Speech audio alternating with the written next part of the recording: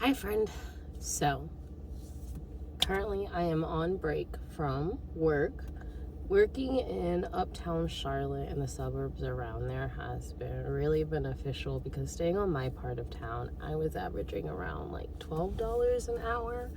But now I'm sitting around like, it fluctuates right now between between 15.50 and like $17.90 an hour in uptown Charlotte. So that's doing a lot better for me, as well as I'm getting better at like cherry picking and figuring out exactly which ones I want to choose, what my metrics are. Like, I don't want to do, now I've upped it a little bit where I want it to be 12 miles or less. I used to do 10 miles or less, but now I'm just like, these are higher paying, so I'll up it a little bit. I still need it to be more, or $1 to more than $1 per mile, as well as I try to keep it around the 30 to 45 minute range if I can. A lot of these upper prices that I'm getting now, they're like, hey, it's a total of 8 miles and you'll get paid $10, but it'll be 2 deliveries, and that includes both of those tips, which I'm completely okay with. There we go, that lighting's better. So that's been great. Trying to like save a lot more on my actual, can I just stay in the light? I don't know. I'm tired. Anyways, yes, I'm figuring out a better way to work. Also, this morning, the app Roadie reached out to me to let me know that I was off of their waiting list. And that's like delivering stuff for small stores around town, which is pretty exciting. So if I can add that on top of my Uber Eats, I think that'll be really great. I'm trying, like, if I could average $22 an hour, that is the goal. That is where I want to be. My gas mileage will stay the same, and my bills are most likely about to drastically decrease. So I'll be able to bank a lot more and see where to go from there once this all gets settled.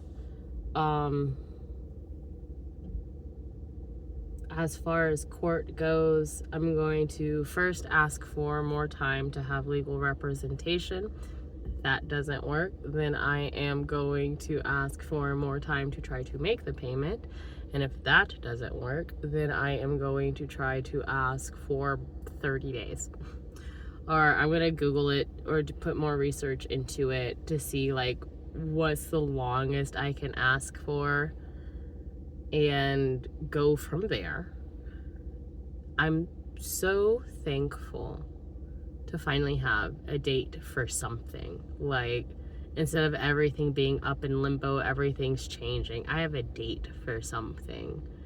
And now the goal is to apply for a bunch of subsidized housing for what I already make. I'm going to start having, months worth of Ubers to go by. And with those waiting lists, then I can wait to get into like a 4-bedroom place. And in that case, I can move the kids back in with me. Everybody would have their own their rooms, and I can just be working with what I have. So that is the goal. That is the goal. 3 to 4 bedrooms, preferably 4. But I've got a full list of all of the subsidized housing in my county. I'm going to get a couple of the surrounding counties, and this week go ahead and start putting in the applications, because no matter what even happens with my current place, that will be great to go ahead and get started. Hopefully get a call back. I want to stay local because he's working here. He has a lot of job applications here. I'm figuring out a way to navigate the deliveries around here, and it's positive. There's a bunch of positive things going on. I'm really thankful that it is past my PMDD days. So I know that in my body in general, I feel a lot better. I know that this is the time where my brain fog is gone and I can focus and I can plan and I can do what I do best, which is work efficiently under stress. I don't even know if it's efficiently. It keeps me mindful, honestly. And I was listening to NPR's Life Kit about the top 5 ways to de-stress. And one of them was to be mindful, and being mindful, the skill. It was nice that they pointed out that it is a skill, like you can develop it, is to just be in the present moment, to focus on what's going on in front of you. So what I'm doing now is I'm doing my best to not multitask at anything. If I can stay mindful about what I'm doing, I feel like that will immediately keep me positive. Like when I had lunch today, I turned off the music, I put my phone in airplane mode, I stared at my sandwich and I talked to myself, or I thought, about each aspect about the sandwich that I was eating, the lettuce, the black olives, what kind of bread. Did I taste the olive oil and vinegar on my bread? No, I didn't, but I did think about it. And for a solid 10 minutes, I felt really calm. I felt really good because I was just focused on eating my sandwich. I didn't have to rush. I could make sure that I chewed all of my bites, and that's, what they tell you to do to live a good, healthy life. So now I feel like this is a good step one. A good step one is just to focus on mindfulness, and if I can keep myself from disassociating as nearly as often as I am, which is 90% of the time, I will stay positive. I'm also staying on top of my medicine and hydrated. Sleep is shit, but we can't win them all. But I do have to go back to work.